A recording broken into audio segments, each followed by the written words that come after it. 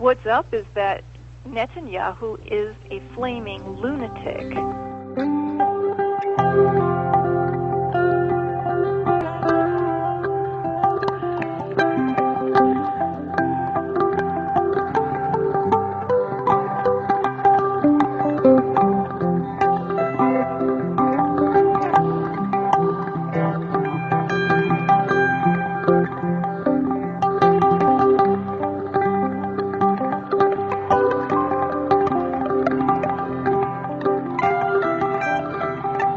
Response to Israel Prime Minister Netanyahu's speech to Congress last week. Kind of shocking that he would have spoken to Congress at all and have not been invited by the president. What was even more shocking was that he was given a kind of presidential reception. I think there was something like 27 or 29 standing ovations. We've got two great guests today for the show.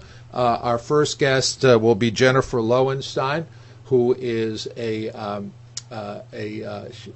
at the University of Wisconsin-Madison and just very outspoken. We also have Mark Gaffney, who is an author of The Third Temple, a pioneering study of Israel's nuclear weapons program. Ms. Lowenstein, meanwhile, is the associate director of the Middle Eastern Studies program at the University of Wisconsin-Madison. She just wrote the paper, Netanyahu in Congress, which states the following, and I quote, "Either Netanyahu doesn't read the news, or he is hoping that nobody else notices that Israel's de facto alliance with ISIS, the Islamic State, or he is more concerned with poking Obama in the eye publicly than he is in the future of his country. A fact that would not surprise me, focusing on the dangerous forces lurking in his neighborhood. Netanyahu singles out Iran, Lebanon, by which he presumably means Hezbollah, Syria, and Hamas. Unlike most Americans, Netanyahu views the potential of a nuclear-capable Iran as a greater threat to regional stability than the spread of ISIS and extremist groups such as al-Qaida." And to that I would add that Israel has done much to destabilize the Middle East as well by having its own nuclear weapons program. So perhaps the most adequate response to Netanyahu's speech is to talk about Israel's own nuclear weapons program. I don't know how you cannot ignore that, talk about that elephant in the room when you talk about Netanyahu. We are going to go to our first guest, Jennifer Loewenstein, who's on the phone with us. Jennifer, good morning. Hi, it's good afternoon from Wisconsin. Good afternoon to you. Thank you very much for being on the show. Big fan of your work. For our listeners who are just catching up on the news, why don't you just give a quick summary of Netanyahu's speech, and then we'll go to maybe what the rational response to that speech should be. Wow, a summary of that speech. I'm not asking you to defend it. A scream of illogical rage. That's probably the closest summary I could give. I was completely floored by its content. I mean, in the real world, because it was so out of touch with reality. He basically is claiming that Iran is the biggest threat to the Middle East and specifically to Israel, and said, I believe verbatim, that Iran is gobbling up its neighbors and, of course, is the number one terrorist threat in the region. And he went on for quite some time detailing the threat that Iran posed not only to Israel, which of course was his main point, but also to other countries, including the United States.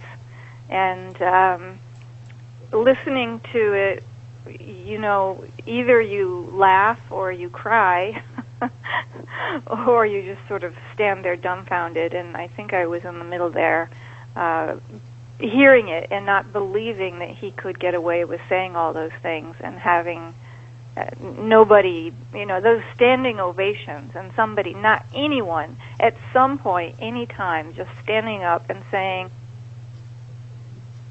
between 200 and 300 nuclear weapons, north of Tel Aviv.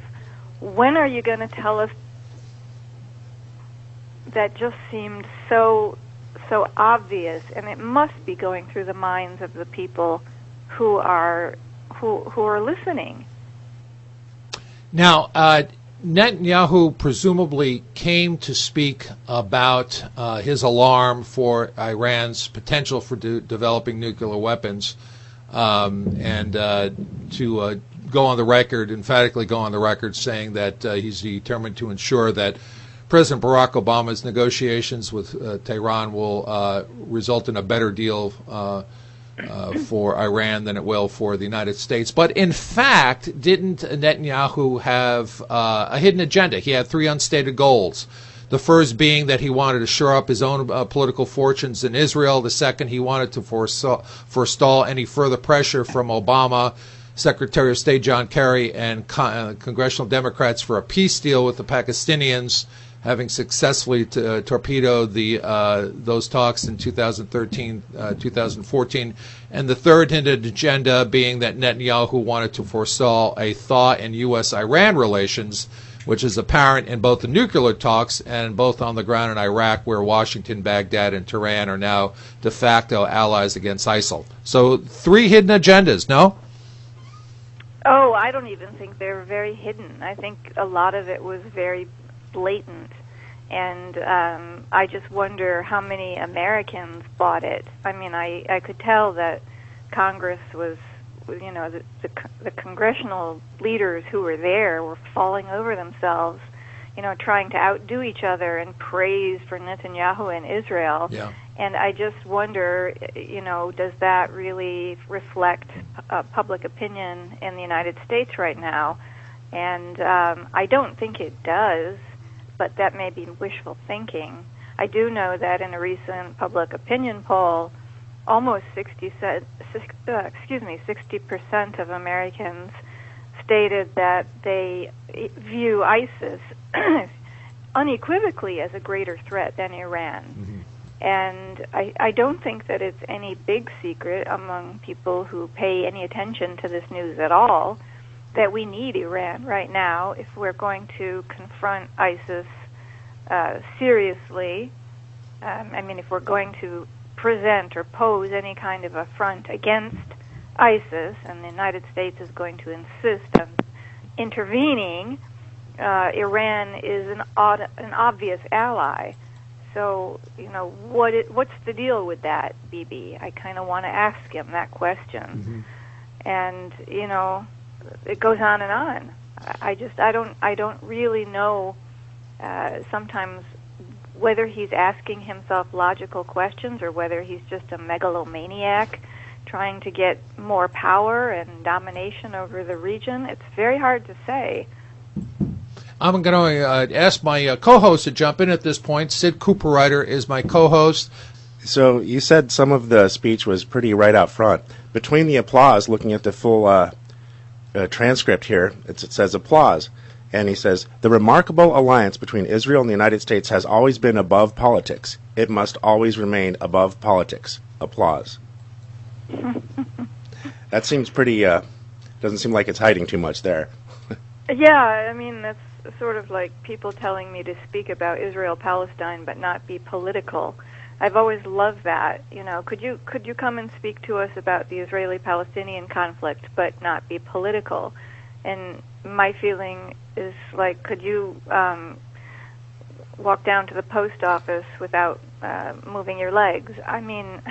Talk about chemistry but not talk about elements? Yeah, what on earth does he mean? It's a little bit odd. And there is also the point you made, or that was made earlier, about the Palestinian issue. It is interesting to note how the Palestinian issue has been sort of obscured by all of the hype on Iran. And I think that that's very important because there are some extremely important developments between Israel and the Palestinian Authority recently that could have some very profound repercussions, and those, of course, are and were completely overlooked. Yeah. So, I mean, there are so many issues here that could be brought out.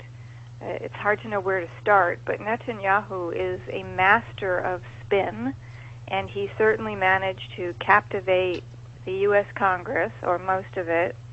And, you know, I just don't know how many Americans really believe that Iran is, you know, weeks away from having a nuclear weapon. And it doesn't want a nuclear weapon. Yeah. Just focusing on Palestine for a second here, Jennifer. Netanyahu's conduct towards the Palestinian, to my way of thinking, resembles that of South Africa, P.W. Botha's Great Crocodile. I don't know if you remember that policy at all, which consigned black Africans to the Botswanans as a means of denying them political participation in South African politics. Israel has permanently herded Palestinians into disconnected zones in the West Bank, or he's cooped them up into a huge outdoor prison known as Gaza. The resemblance is becoming increasingly impossible to disregard. It's the old South Africa and the current Israel. Netanyahu's right-wing coalition is dedicated to annexing the West Bank of Jordan, and many of its members openly say that they will never allow a Palestinian state. Do you see the resemblance there? I know you've lived in Israel.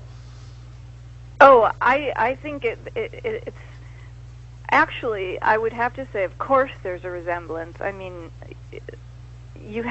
one has to be absolutely blind and in a state of complete denial not to see that Israel has relegated its Palestinian citizens to second, if not third-class citizenship, and that the Palestinians it controls in the occupied territories are practically, well, not practically, they're not even human. They're subhuman. So, yes, obviously there is a very strong parallel with apartheid South Africa. I think what bothers me is that people stop there.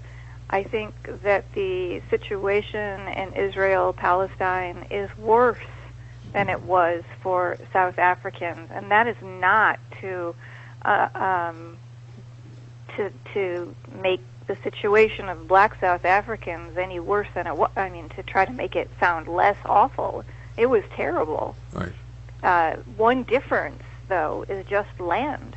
The amount of land that Palestinians actually have to move around in is tiny. Yeah. It's tiny, and the resources they have at their disposal are infinitesimal, partly because Israel is stealing them for its own use. And it's about business. It's about money. Columbia University's Rashid Khalidi, who I had the opportunity to speak to in preparing for this show, when he looks at the many Israeli companies that have extensive investment in the West Bank, calls that the settler industrial complex. That's a great phrase. I'll use it. Settler industrial complex. I think that's exactly what it is, and I think that anybody at this stage of the game who still believes that Israel under Netanyahu or anyone else on the present political scene there is interested in creating a Palestinian state is absolutely fooling themselves.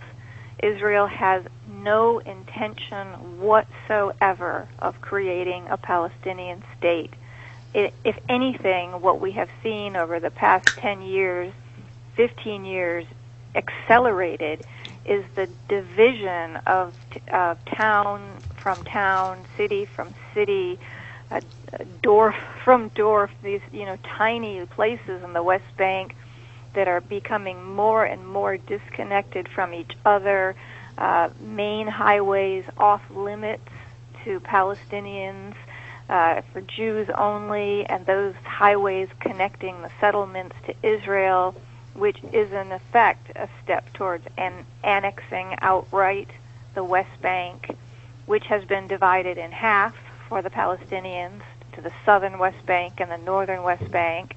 And then within each of those units, you have divisions between the cities and towns. Divide and conquer. It's almost, yes, it's divide and conquer and dehumanize and disenfranchise and, destroy.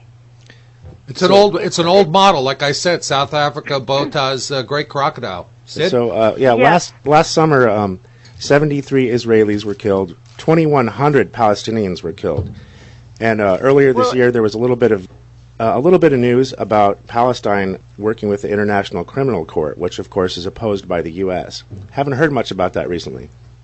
Well, you should, because here's what's interesting. Because of the Palestinian Authority's ability now to be a member of the criminal court, to go to the ICC to press charges against Israel for committing war crimes, Israel has now withheld tax revenues from the Palestinian Authority, so that we have, thousands of Palestinian employees who are not getting their salaries. And one of the responses by the Palestinians to this action by Israel, which it has done before in the past, leaving thousands of families with no income, is that the Palestinian Authority has just cut security cooperation ties with Israel. That's a very serious step, a very positive one, because while it sounds good to say that the Palestinians and the Israelis have security cooperation between them, what it really amounts to is that Israel tells Palestine what to do, and it does it. Abbas has finally broken that cooperation agreement and said, no, we're not going to coordinate with you anymore. We're not going to take orders from you anymore. So things on the ground in the West Bank and in the Gaza Strip are really heating up, and they are, the conditions are really horrible for people living there. I have to just say that they are horrible. Jennifer, I just think it's as simple as the right-wing extremists in Israel dream that the Palestinians will disappear into Egypt or Jordan. It's so oppressive, having visited the West Bank. It's so oppressive. Not only do you not have basic human rights, not only do you have not have stable property rights, but Palestinians in Gaza can't export most of what they produce because they're forbidden. They are forbidden expressly from exporting a great number of their resources. Gaza doesn't exactly have a lot of industry, fishing, carnations, flowers. Right, farmers. They can't export these items anymore. They're just basically rotting, going to waste, or being sold locally. And it's not for security reasons that Israel says they can't export these things. It is for manifest destiny. Exactly. And probably the best analogy I can think of is what the United States did to its Native American population. Exactly. For 400 years. I mean, America, at the colonies up until it became the United States, and then up until the present day. I mean, 100 million Native Americans were exterminated. 100 million, and that is considered probably a low estimate. In the course of about 350 years, what we have is a remnant of people left on reservations, largely impoverished, unknown, untalked about in history books. We never hear about the Battle of the Little Bighorn from the standpoint of the Sioux Indians. We hear about Custer's Last Stand. And, this is history written by the victors. I keep waiting for somebody in this country to recognize that Israel is actually following our history in many respects, the difference being one of modernity, of technology and publicity. Jennifer Lowenstein, I wanted to ask you, here you have the American Congress just peeing in their pants with excitement that Netanyahu is speaking, giving him this presidential welcome with these 29 standing ovations. Very, very few Democrats standing behind Obama and just boycotting this nonsense. But isn't it true that immediately following Netanyahu's speech, you had many tens of thousands of Israelis gathering at Tel Aviv Square under the banner "Israel Wants Change" and calling for Netanyahu to be replaced in the March 17th elections immediately after this stupid speech. Yes. Well, and it's interesting because I do read the Hebrew press. Not in Hebrew. I read the English versions of papers, primarily Haaretz from Israel. As I do.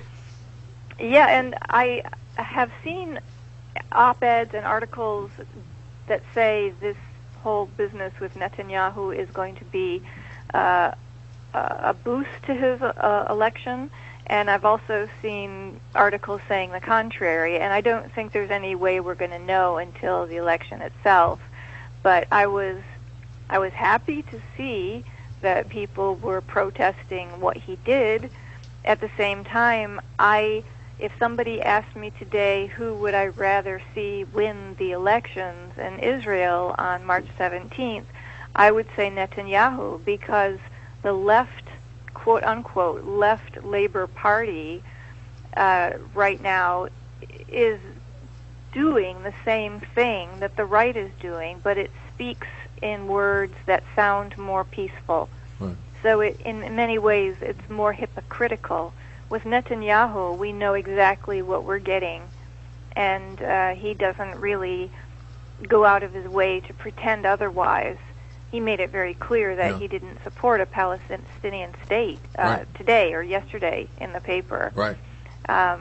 I can't remember his first name, but Herzog, the other candidate, you know, he sounds nicer, he uses nicer language, but he's not going to stop building settlements, and he's not going to end the occupation, and he's not going to let a Palestinian state have Jerusalem as its capital. I mean, it's the same thing. So here's my question, Jennifer. You have this big rally in Rabin Square in Tel Aviv. You had tens of thousands of people. It was organized by several non-profit organizations. They weren't political parties organizing this. These were peace organizations. Mm-hmm. If anything, the only political party represented or organizing was probably the Green Party.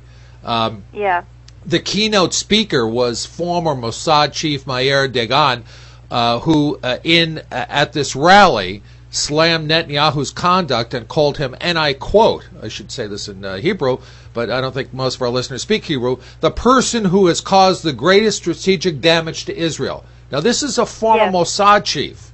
The person, Netanyahu, the person who has caused the greatest strategic damage to Israel. Yet if I were to say that here in the United States, I'd be called an anti-Semite or a self-hating Jew.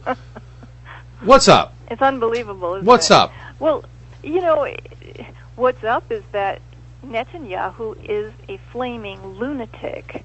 And I agree with Dagan. There's no question that his obsession with Iran and wanting to strike Iran with whatever kind of weapons he's thinking about, that is strategically suicidal. I mean, it just increases the anti-Israel sentiment over there and probably here in this country, where public opinion polls show that Americans don't want the United States to go to war with Iran. They want to reach some kind of settlement on the nuclear issue. So Dagan is correct. That does not mean, I just want to qualify this, it doesn't mean that I agree with Meir Dagan or the other Mossad agents. I think in general they have been very self-interested, that is nationally self-interested in ways that I would not buy. I'm not somebody who stands with the Mossad, put it that way. But in this particular quote, he's right. And I think I hope many people are starting to see how much damage Israel is causing its people. If it really wants security for the Jewish people, it has done more to destroy it than, you know, any other prime minister, with the exception of Ariel Sharon. Well, in my view, that's what defense departments do usually cause more threats. Mm-hmm. That's what they're there for. So what do you Right. see as do you have any ideas on a way to gain more awareness for this, or how do we go from here? Where do we go? What do we do? Well, American public opinion counts a great deal, and I wish people believe that. There is a lot of apathy in this country, and there's a lot of, it's not even apathy, I would say it's a kind of hopelessness, a feeling that what I do doesn't matter, I can't make a difference, and that attitude is catchy and it's dangerous. And promoted. Because, in fact, American public opinion would make a huge difference in American foreign policy if it became so unpopular for us to continue spending billions of dollars on Israel and giving it state-of-the-art weaponry year after year after year. I think most Americans, if they knew the facts, would oppose what we're doing for Israel. And, for example, that we supported its assault on Gaza last summer. You quoted some casualty figures just a minute ago. 73 Israelis dead. 4 of them were civilians. On the Gazan side, 2,100 dead, and 75% of them were civilians. Approximately 600 of them were children. And I'm not saying that one person that 4 deaths are less important than 1,000. Suffering is suffering. I don't think it can be quantified, but let's be real about proportionality and about who is on the defensive. Right. Israel was not defending itself by going into the Gaza Strip last summer. I think most Americans destroying knew a that from last culture. summer too. I mean, Sorry? I think most Americans would know that from listening to any news last summer. No. I guess most of the people I know do. Yes. A lot of the people I know also know it, but what I'm saying is I think that those of us who follow this news and are active, we need to redouble our efforts rather than feel there's nothing I can do. I might as well just give up. If we give up, they win. I mean, that's obvious. So it should, I hope, be on our consciences that, no matter how difficult the struggle might seem, we can't give up, because we're talking about people's lives, and we're talking about states of perpetual warfare, and we're talking about human misery that is absolutely unnecessary and created by human behavior. These kinds of things can be stopped. Vietnam was a perfect example of a war that the United States was engaged in that became too costly from the standpoint of public opinion. I don't think there are very many historians who question that any longer. It has to become very, very unpopular for the United States to continue standing behind Israel. But when does it become before it's going to change? But excuse me for interrupting you, Jennifer, but when does it become unpopular for the Israeli people? I would think that when the Israeli people realize that they are world pariahs, I mean, we have to remember that we're talking about the world, the globe. If we look at public opinion globally, 94% of public opinion is against Israel and the United States. That makes the United States and Israel 2 pariah states on the planet. Do Israelis want to continue living as a group of people who are outcast among nations? That was what Israel was supposed to prevent. What it's doing is making it worse. Right. And I think that we can make that point. I think it's very possible and in fact, it's very simple to gather just the most basic statistics and put them together and do presentations.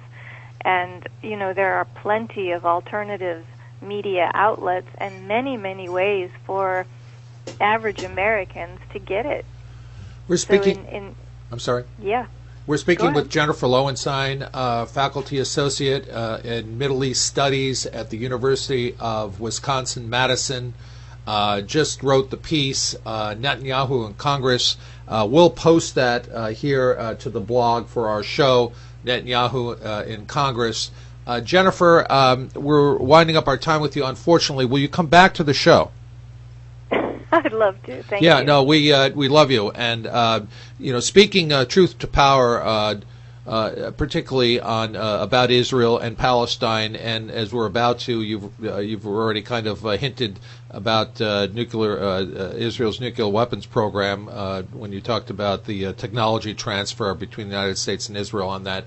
It is the third rail. Very few people have the courage to talk about it, who are as articulate and as informed as you are. We'd love to have you back. How can our listeners get in touch with you or learn more about your work? Well, I'm on Facebook. I don't have my own blog. We're in the process of moving, so this year has been a lot of upheaval, and I don't have the time that I would like to have to sit down and write a blog every day, but I do have a Facebook account. I write very often for Counterpunch, and I have an email address that is listed at the end of my articles, and I'm happy to email people. I welcome comments. And may I give that email address out on the air here? Sure, go right ahead. Okay, so it's AMADEA 311. So that's Amanda. Amadea. I'm sorry, Amanda. That's okay. Amadea. Amadea 311 at earthlink.net. Amadea 311 at earthlink.net. Jennifer Loewenstein, on the faculty and associate director of the Center for Middle Eastern Studies at the University of Wisconsin-Madison, just wrote the piece, Netanyahu in Congress. Love to have you back on the show. I think we've just scratched the surface. Looking forward to having you back soon. Maybe we could talk more about Iraq's nuclear weapons program and what I think should have been the focus of Netanyahu's speech, and that is, if you don't want Iran to develop the nuke or any other Arab state, you need to disarm. Israel needs to disarm, to start disarming. Sign the Nuclear Non-Proliferation Treaty. Exactly. Iran already has. Israel refuses. Right.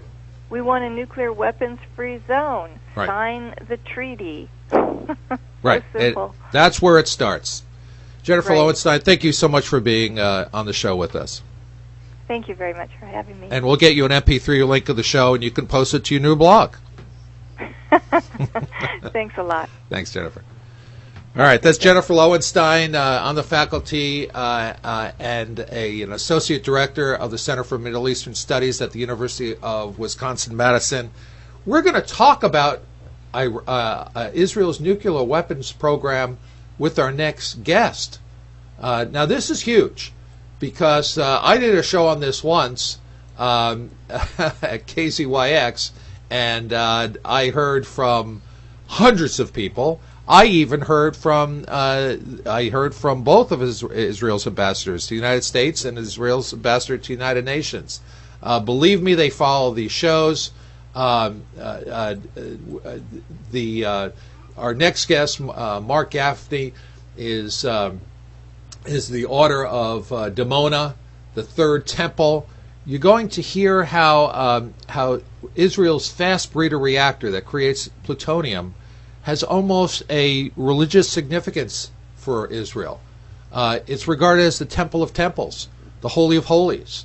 You're going to hear about the Samson option, that there are those extremists in Israel who believe that if Israel doesn't have a right to survive, then nobody has a right to survive. That we should all die in the same nuclear holocaust. These are real extremist views in Israel. It's not something I'm just making up. We have scholars who study this. There was an Air Force paper on this subject. We're going to talk about that as well. The counterproliferation Center at the Maxwell Air Force Base. In 1999, there was a paper talking about Dimona and the Temple of Temples and Israel's religious regard for nukes. We've had Amy Goodman. We've had Noam Chomsky refer to between 100 and 200 nukes that Israel has in its arsenal.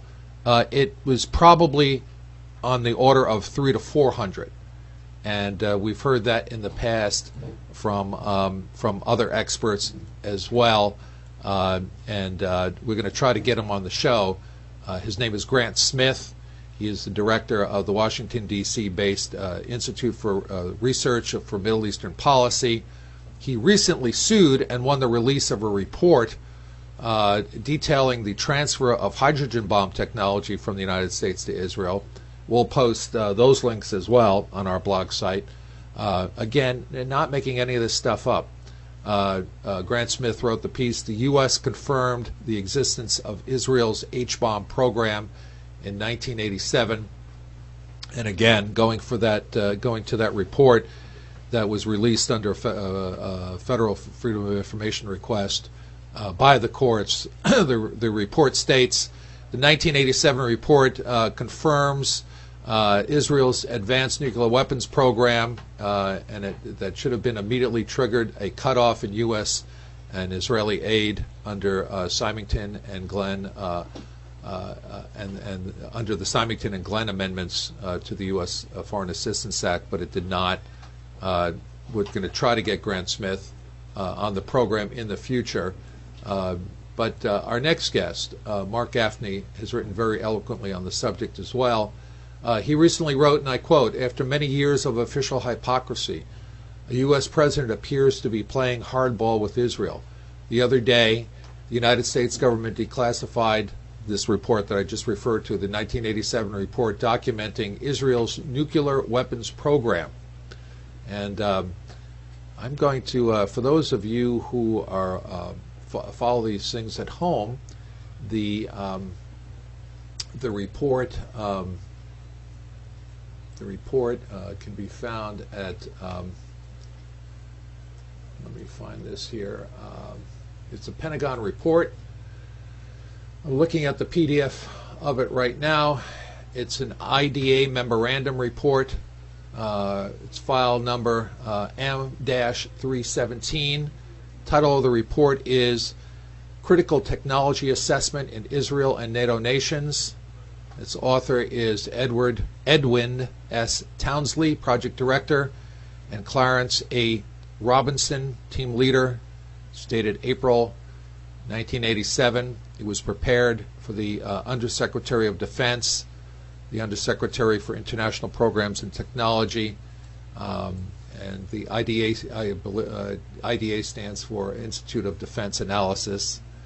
That's one of those think tanks that are entirely funded by the feds.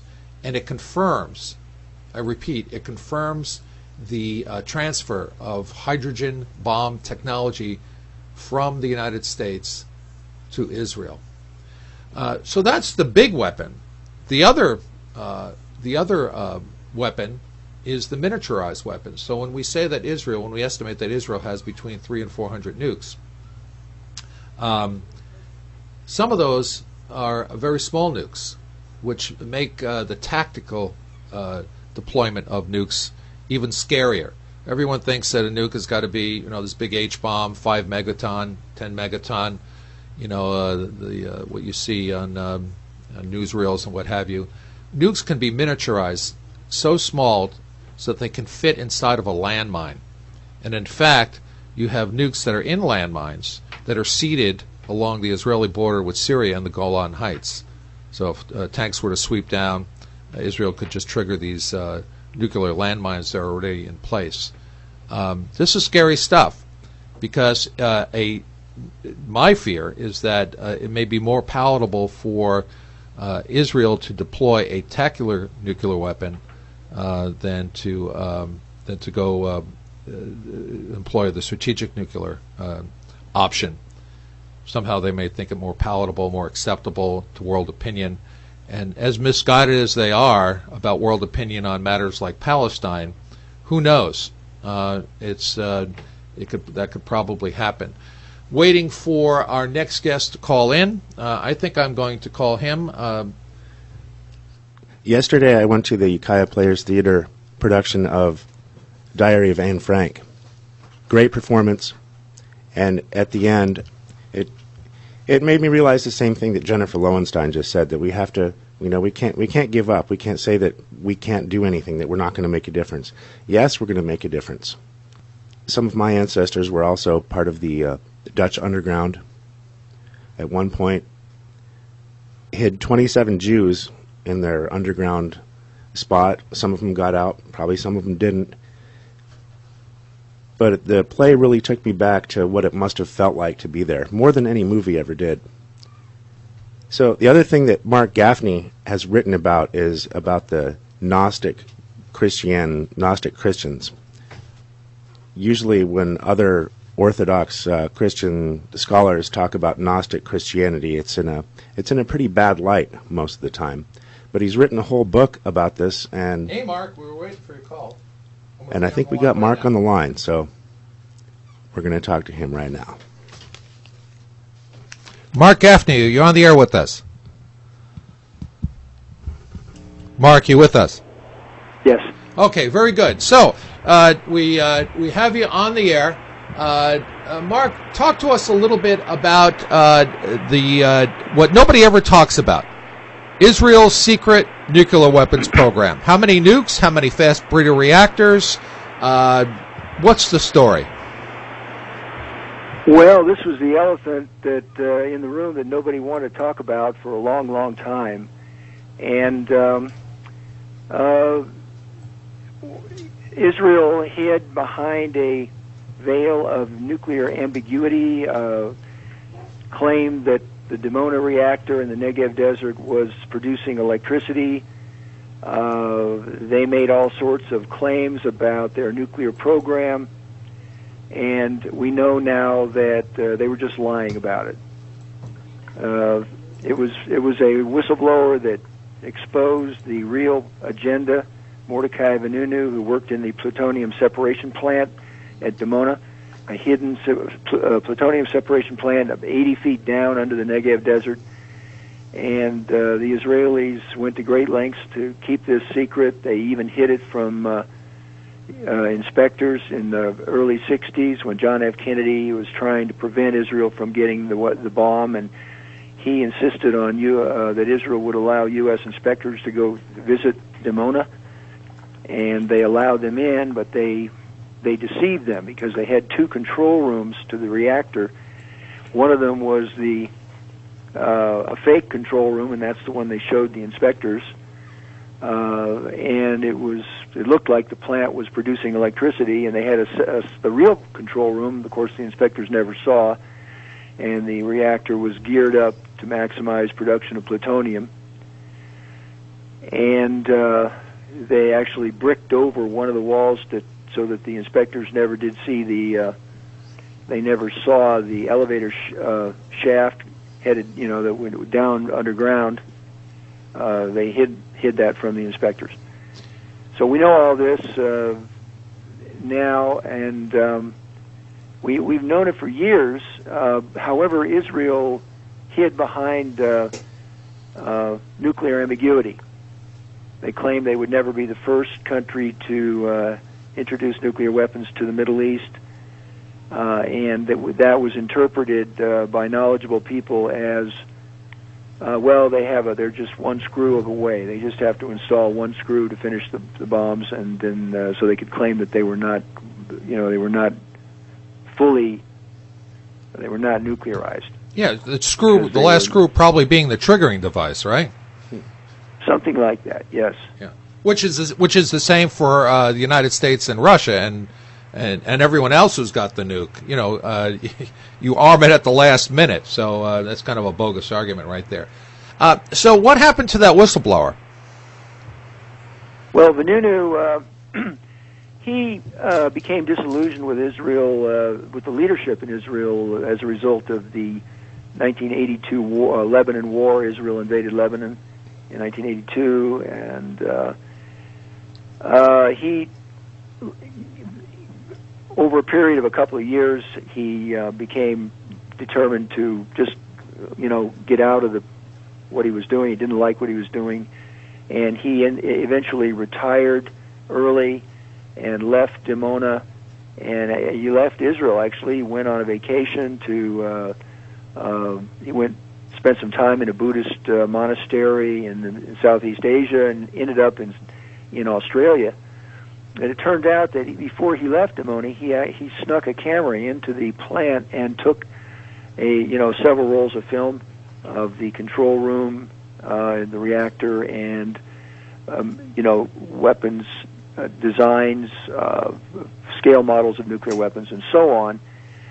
And eventually, he got connected with the London Sunday Times. He decided to go public, and he ended up being interviewed by the London Sunday Times. They flew him back to England and conducted a series of interviews with the nuclear weapons experts to vet him and make sure he was that he knew what he was talking about, that he was for real.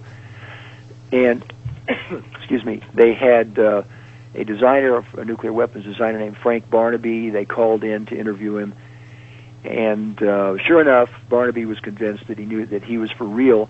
And they ended up running a 3-page spread in the London Sunday Times in 1986. It was a shocking expose. Unfortunately, Vanunu had been kidnapped just shortly before this. They aired the report, and he was taken back to Israel in chains. They actually lured him out of England to Rome with a woman lured him out of England. They didn't want to kidnap him in England because it was a honeypot, what they call a honeypot. Yes, that's right. And then he was they accosted him in Rome, gave him a heavy, drugged him, and they took him back to Israel in chains. And he went missing, of course, and nobody knew where he was. And then he turned up in Jerusalem on his way to court, and some press people took a photo of him, and he flashed the information. He had written it on the palm of his hand, and he stuck his hand up to the glass of the car or the van. He was then on his way to court, and the information about how he had been kidnapped, the name of his flight, and so on. And this was a famous photograph that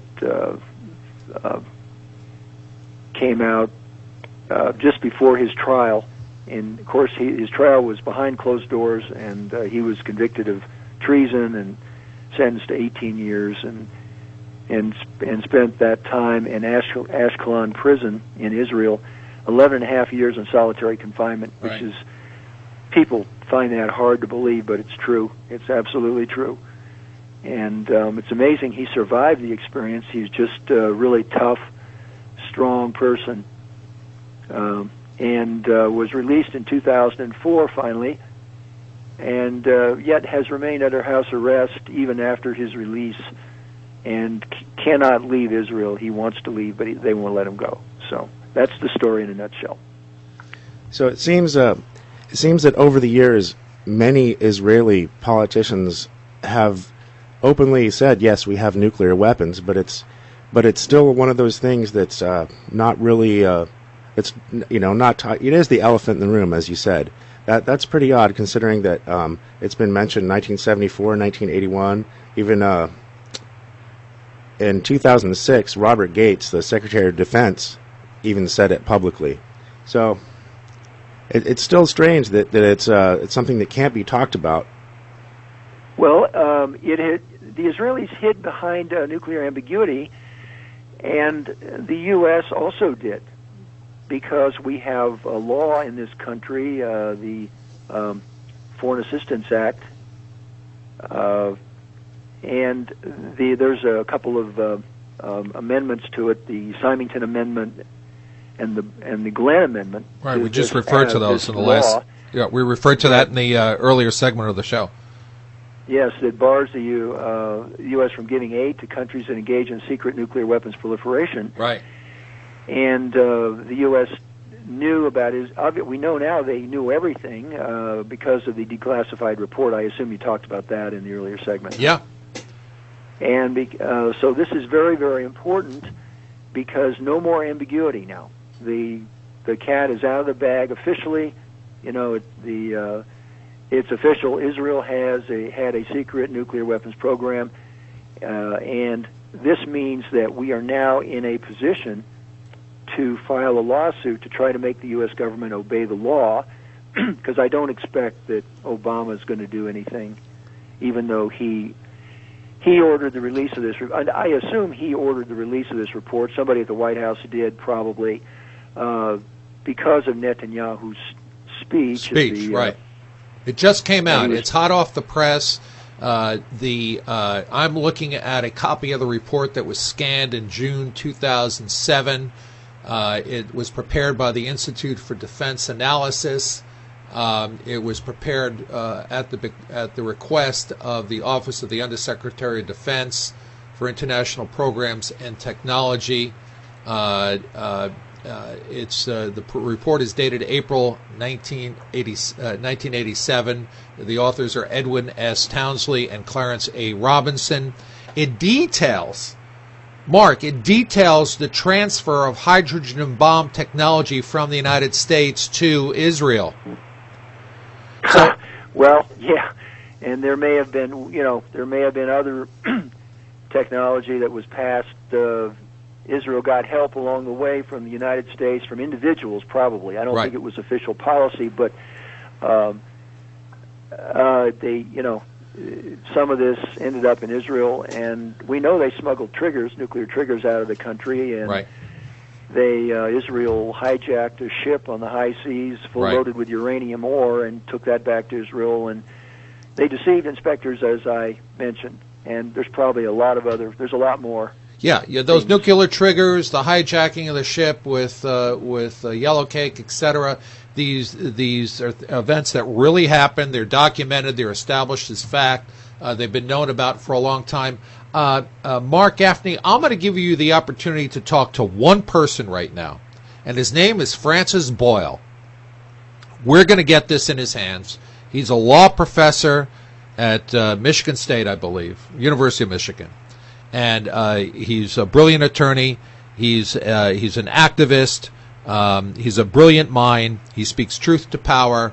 He on my show in the past, he has offered to represent pro bono any member of Congress who would file articles of impeachment against the president.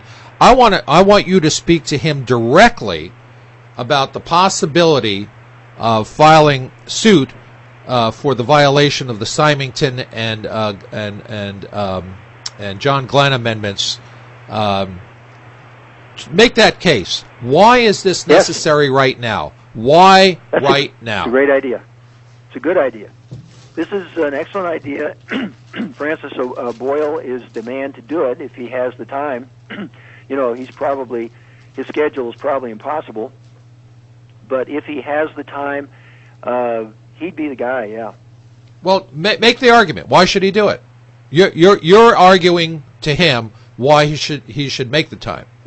Well, I think it's going to be self-evident to him. Once he understands what's happened, he may already be well aware of it. I don't know, but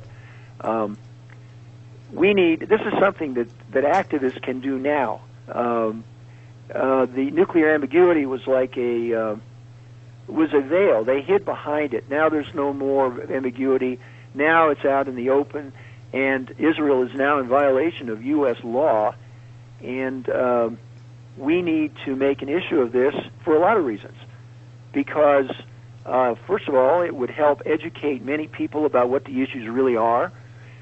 Secondly, there's a possibility that we might win if the Republican Congress passes a new law retroactively making it legal to give aid to Israel, a nuclear proliferator.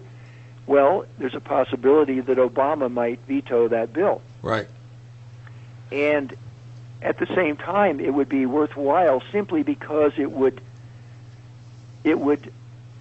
force people to deal with it. It would force Congress to deal with it, force the U.S. government to deal with it, and if you know, it would be if they're not going to obey the law, then the people need to step in here. And the law was broken. Them. I want to be crystal clear about that with our audience. The law was broken. We have in 2012, the FBI declassified a report that I found. It investigates the 800 nuclear weapons triggers that were illegally smuggled from the United States to Israel. According to the FBI, Israeli defense minister ordered the nuclear triggers called Kytrons. He ordered them, encrypted radios, ballistic missile propellants, and other export prohibited items through a network of front companies. We're going to do a show on that. Smuggling. That's excellent. And there's even a possibility that Netanyahu was personally involved in this. I was going to go there, brother. Yeah. Smuggling ring operations leader was probably Netanyahu, who worked at several of these front companies. Something called Heli Trading. Yes. Confessed to spy ring. And Hollywood producer Aaron Mishan was somehow involved in this as well. I'm not making any of this stuff up. We'll post links by all of this. These are FBI declassified documents. We also have other documents. We have a document by Colonel Warren D. Farr. Mark Gaffney and I talked about it before the program. It's from the Counterproliferation Center at Maxwell Air Force Base. These things really happened. The American government knew about it, and now it's time to enforce the law. And no better person than Francis Boyle bringing this lawsuit on behalf of lead plaintiff Mark Gaffney. Okay. Sure. Why not? Happy to do it. Are you? Yeah, maybe we can get some other people to sign on. You know. All right. So we have about two minutes left here, Mark. What do you want to say? I love your work. You refer to Dimona and the whole nuclear weapons program as the Holy of Holies. There is a religious extremist view in Israel that colors their entire secret nuclear weapons program. Talk about the Samson option. Why don't you just finish the show with how scary this stuff really is? Well, what I really want to say is that Israel's nuclear weapons programs, its chemical, bio, and nuclear programs, have become a threat to Israel itself. And I think they're beginning to understand this now. And one reason is because of technology has moved on. Okay? So we have Iran, another country in the region, that probably almost certainly has medium-range missiles that are conventionally armed. They don't have nukes, but they have conventional missiles. And I believe those missiles have been equipped with GSP, global positioning, which means that Iran is now in a position to target Israel's own chemical, bio, and nuclear sites, and those are now a threat to Israel. So this is the time we need activism now to force the issue. Now is the time for Israel to sit down and negotiate a nuclear weapon-free zone in the region. Their own weapons have become a threat to themselves. Not Iran's weapons, their own weapons. And I believe this is why they closed the Dimona reactor, one of the reasons. They have a new reactor, don't they? It was a target. They have a new reactor, do they not? They have another smaller reactor, a research reactor. I'm not sure if they have a replacement for Dimona. I have not heard about that. All right. We need to speak off the air because I don't know whether it's classified or not, but I do have some information about that as well. Mark Gaffney, will you come back to the program? Happy to. Very good. We want to have you on the program with Grant, who sued to get some of these documents, but some of them were voluntarily were released by President Obama as well, almost as a response to Netanyahu's speech. Mark, how can our listeners find out more about you and your work? Well, they can check out my book, Dimona, the Third Temple. They can get used copies up at Amazon.com. Used copies up at Amazon.com. Used copies up at Amazon.com.